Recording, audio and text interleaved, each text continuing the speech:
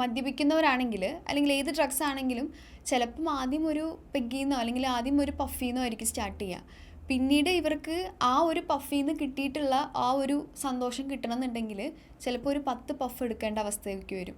അപ്പോൾ അത്രത്തോളം ഒരു വ്യക്തി അഡിക്റ്റായി കഴിയുമ്പം പിന്നെ ഇവർക്ക് ഏത് വഴിയിലും ഇത് എത്തിക്കണം. പൈസ ഇല്ലെങ്കിലും കടമെടുത്തിട്ടാണെങ്കിലും എൻ്റെ കരിയർ നഷ്ടപ്പെട്ടാലും എനിക്കിത് കിട്ടണം എന്നുള്ളൊരു ആഗ്രഹമായിരിക്കും.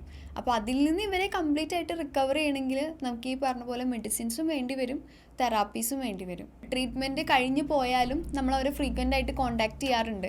അതായത് അവർക്ക് എങ്ങനെയുണ്ട് എന്നറിയാൻ വേണ്ടിയിട്ടും അതുപോലെ അവർക്ക് എപ്പോഴും ഒരു സപ്പോർട്ട് കൊടുക്കാൻ വേണ്ടിയിട്ടും. അപ്പോൾ ഈ അഡിക്ഷൻ്റെ ആൾക്കാർ നമ്മൾ പറയുകയാണെങ്കിൽ ഇവർ കുറച്ച് നാൾ ചിലപ്പം ഈ ഒരു അഡിക്ഷനിൽ നിന്ന് റിക്കവർ ആയാലും വീണ്ടും അതിലേക്ക് പോകാനുള്ള ചാൻസസ് കൂടുതലായത് കാരണം നമ്മൾ നിരന്തരമായിട്ട് അവരെ കോൺടാക്റ്റ് ചെയ്യാറുണ്ട്.